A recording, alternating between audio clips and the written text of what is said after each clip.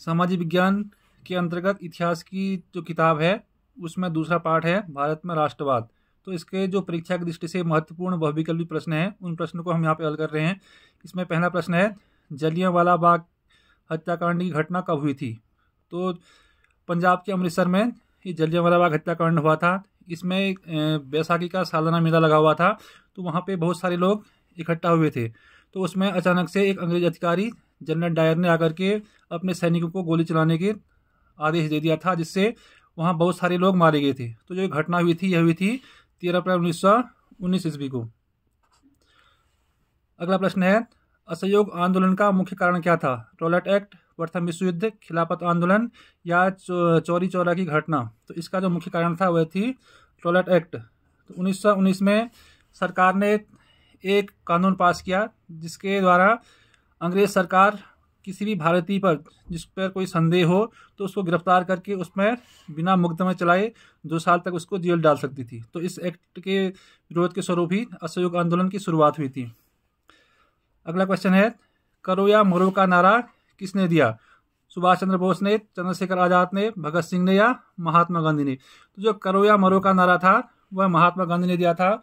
1942 में जब भारत छोड़ो आंदोलन चल रहा था तो उस समय ही महात्मा गांधी के द्वारा यह नारा दिया गया था। अगला है, सविनय अवज्ञा आंदोलन कब चलाया गया? 1918 में, 1919 में, 1921 में या 1930 में? तो जो सविनय अवज्ञा आंदोलन था वह नमक कानून के विरोध में था। उसको गांधी जी ने 1930 में शुरू किया था। क्वेश्चन नंबर 5, रॉलेट एक्ट कब पारित किया गया था? 1918 में, 1919 में, 1920 में या 1921 में? जो रॉलेट एक्ट था वह 1919 में पारित किया गया था। इसको काला कानून या बिना वकील, बिना दलील और बिना अपील का कानून भी कहा जाता है। क्वेश्चन नंबर 6, महात्मा गांधी ने असहयोग आंदोलन कब प्रारंभ किया था? 1919 में, 1920 में, 1922 में या 1924 में? तो महात्मा गांधी ने असहयोग आंदोलन 1920 में शुरू किया था। ये 1 अगस्त 1920 को शुरू हुआ था। इसका उद्देश्य था सरकार के कार्यों में सहयोग न करना। नंबर 6, वंदे मातरम गीत के लेखक कौन थे? ये एक सामान्य ज्ञान का क्वेश्चन है, ये सबको आता होगा। तो जो वंदे मातरम गीत के लेखक थे बंकिम चंद्र चटर्जी। अगला प्रश्न है, महात्मा गांधी अफ्रीका से कब वापस आए? 1911 ईस्वी में, 1912 ईस्वी में, 1915 ईस्वी में, 1916 ईस्वी में? तो महात्मा गांधी दक्षिण अफ्रीका से 1915 में भारत वापस आए थे। प्रश्न नंबर 8, भारत वापस आने पर गांधी जी ने पहला सत्याग्रह कहाँ किया था? तो 1915 में जब महात्मा गांधी भारत आए तो उसके बाद 1917 में उन्होंने बिहार के चंपाचरण में किसानों के का जो विरोध चल रहा था नील की खेती के विरोध में, उसके समर्थन में उन्होंने आंदोलन किया था चंपाचरण में। क्वेश्चन नंबर 9, सविनय अवज्ञा आंदोलन की शुरुआत किस महत्वपूर्ण घटना के साथ हुई थी? रॉलेट एक्ट की घोषणा। नंबर 2 है, नमक कानून तोड़कर, साइमन कमीशन के आगमन पर या जलियांवाला बाग हत्याकांड पर? तो जो सविनय अवज्ञा आंदोलन शुरू हुआ था 1930 में वह नमक कानून को तोड़ करके इसका शुभारंभ किया था गांधी जी ने। क्वेश्चन नंबर 10, जलियांवाला बाग में गोली चलाने की आज्ञा किसने दी थी? तो 13 अप्रैल 1919 को जो जलियांवाला बाग हत्याकांड हुआ था उस समय जो अंग्रेज अधिकारी था जनरल डायर, उसने ही इसमें गोली चलाने की आज्ञा दी थी। रॉलेट एक्ट कब लागू हुआ? अरे ये क्वेश्चन दोबारा रिपीट हो गया है, इससे पहले बताया था मैंने। देखते हैं अब कितने लोगों को आ रहा है। 1916 में हुआ था, 1919 में, 1918 में या 1920 में? तो जिस को आ रहा है वो जल्दी से कमेंट करे इसमें।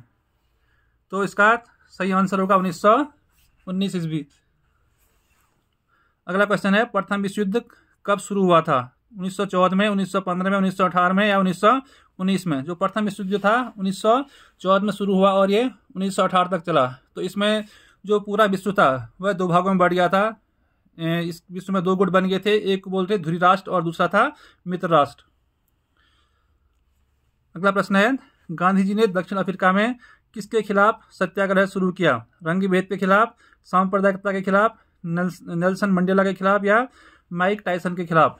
तो गांधी जी ने जो दक्षिण अफ्रीका में सत्याग्रह किया था उनका वह रंग भेद के खिलाफ था। वहाँ पे काले गोरे में जो भेदभाव किया जा रहा था उसी के विरोध में गांधी जी ने यह आंदोलन किया था।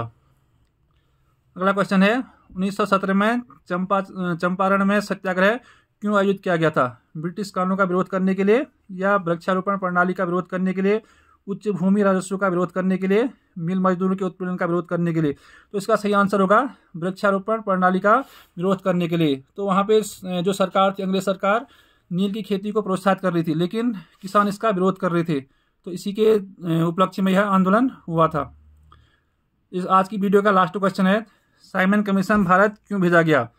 तो साइमन कमीशन को भारत में भेजने का मुख्य उद्देश्य था कि भारत में जो संवैधानिक मामले हैं उनको देखना और उनमें सुधार के लिए सुझाव देना। इसका ए ऑप्शन सही होगा।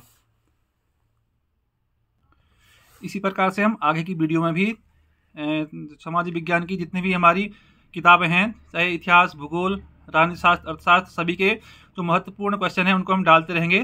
तो इस वीडियो को अपने सभी दोस्तों को शेयर कीजिए, लाइक कीजिए, कमेंट कीजिए, तो जिससे इसका लाभ सभी को मिल सके। साथ ही साथ आप लोगों ने अभी तक इस चैनल को सब्सक्राइब नहीं किया तो साथ में साथ इसको सब्सक्राइब भी करें।